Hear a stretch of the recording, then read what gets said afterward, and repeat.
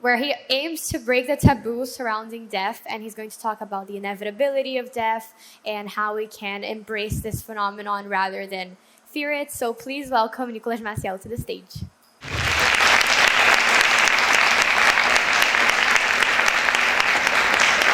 Memento Mori is a Latin expression, which when converted into English, roughly translates into remember death, or remember that you will die.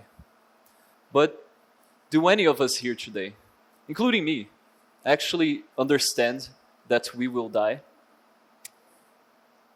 What if somehow you knew that today was going to be your last day on earth?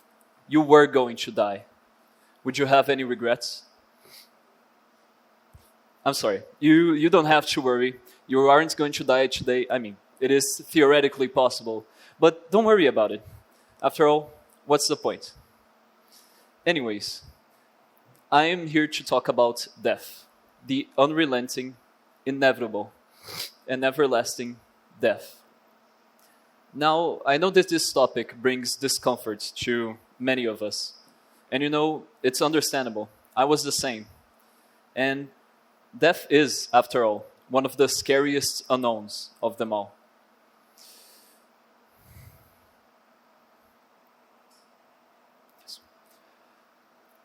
So, no. Death is, after all, one of the scariest unknowns of them all. And, you know, we fear death. Sorry. You know, it is understandable why we fear death, right? After all, humans have evolved throughout time to recognize danger and avoid it. And what is death if not the end point of all danger? But I do think that nowadays we take this fear a little bit too far. For example, take this fear a little bit too far. Talking, even thinking about death, is considered taboo. People will disapprove of you and will recoil whenever you mention something even a little bit related to death. It's almost as if death is like an evil entity lurking in the shadows, and every time you speak its name, gets a little bit closer to you. But that's just fiction. And what we fail to realize is that by not discussing the topic of death, we actually become more susceptible to being negatively affected by it. It's no wonder we are afraid of death. We never talk about it. And when it eventually does happen, we are shocked because for some reason, we didn't even think it was a possibility. There are many ways that there are many other reasons that we fear death, right? For example, our increased life expectancies. Yes, really. Nowadays, no, in the past, not even that long ago, about in the 1900s or 1980s, the average life expectancy was 31 years old. 31. Audience, how many of you here today would already be dead if you lived in that time? Raise your hands. You see, death was incredibly common in those times. And with advancements to technology and medicine, our life expectancy has more than doubled, reaching 72 years in 2017. You know, this fear of death affects our life in ways we don't even realize. For example, beauty, right? Why are we so obsessed in looking as young as we possibly can? Certainly a part of it is because of our societal expectations. But I do think an equally as important part of it is that growing old is a reminder that death is coming closer. Wrinkles are a reminder that death is coming closer. And as this reminder is literally stuck to our faces and we can't really avoid it, we seek to erase it completely. There is a quote by David Eagleman that says this: "There are 3 deaths. The first is when the body ceases to function.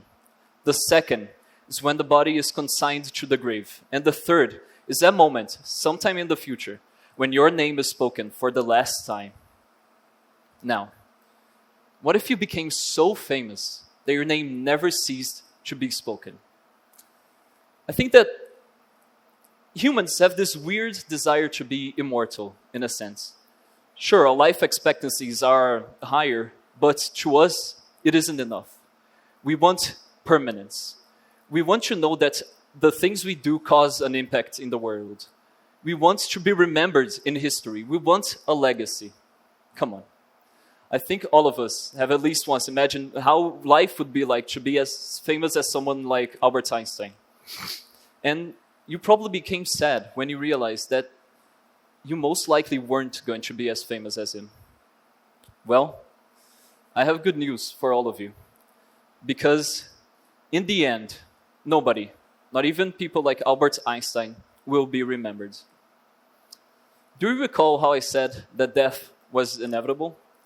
So, that isn't just the case for living beings. Everything, and I mean everything, will one day die. This stage, these chairs, these walls, this school, me, you, everyone here today, and all of our memories will one day cease to exist. The Earth, the Sun, the solar system, the galaxy, and one day even the entire universe will meet the certainty of death.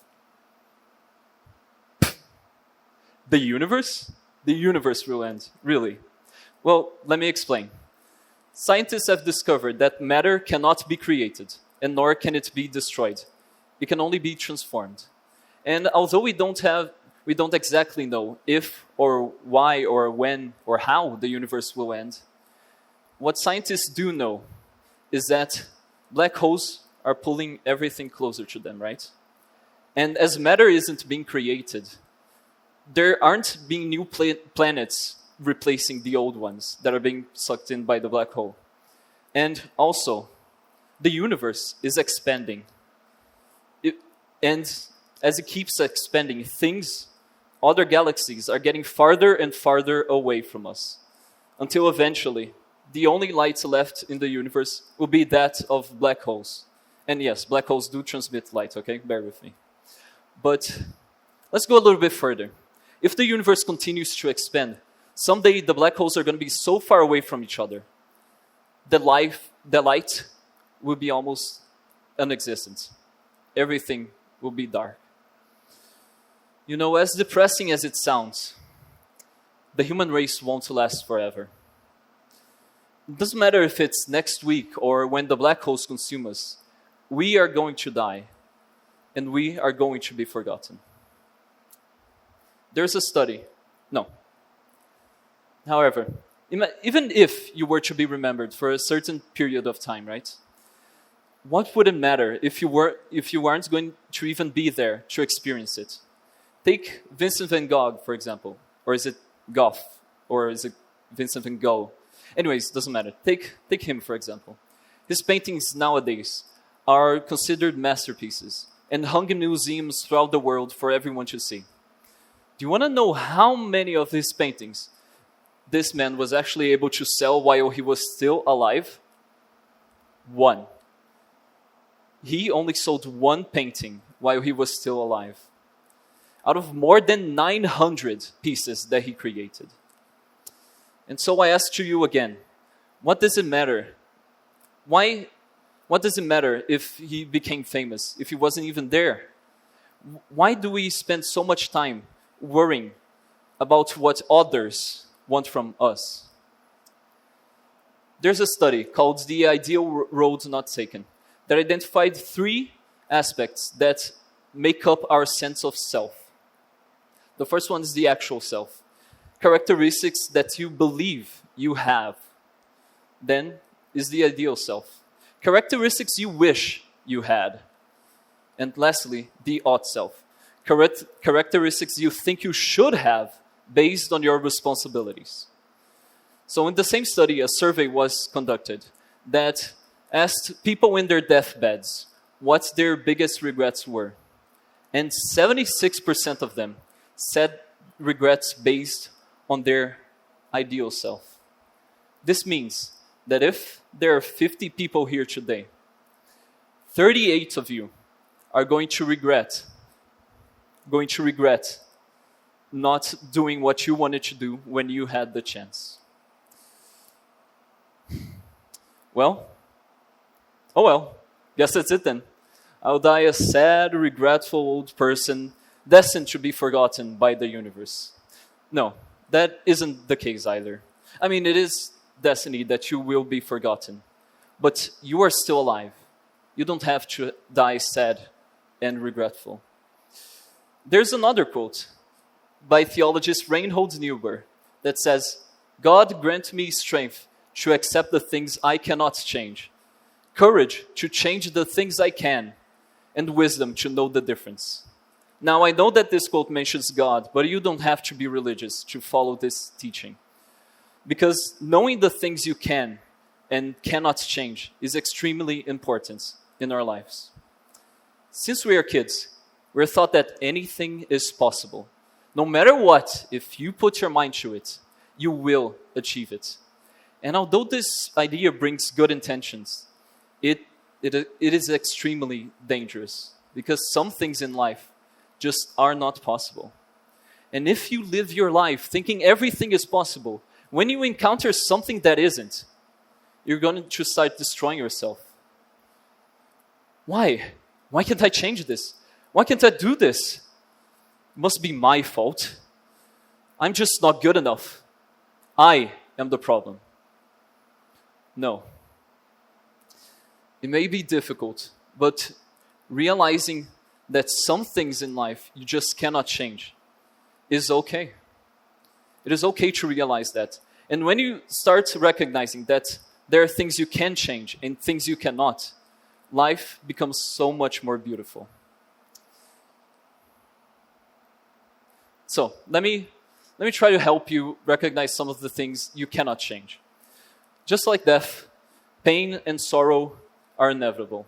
Parents, no matter how much you protect your kids, they will feel pain at some point. And you know that shouldn't be a bad thing.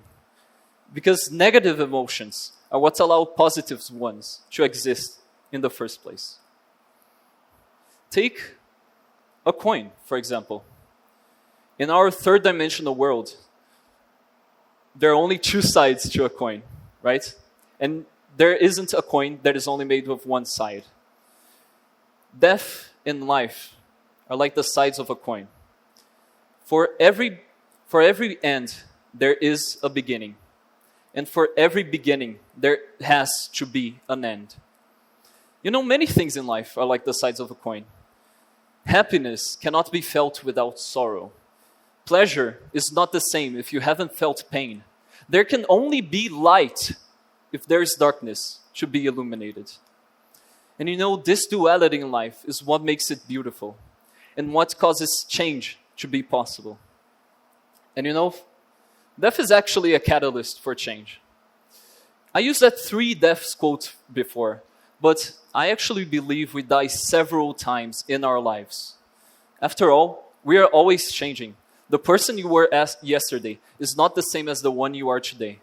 It is only through the death of that previous self that your new self has a chance to even be born in the first place. Time is another thing that you cannot change. But you know what exists in the past? Your regrets. Your regrets exist in the past. Every decision you took in your life was a correct decision for the person you were at that time. Your regrets will only be as strong as you nurture them to be. So why keep feeding them?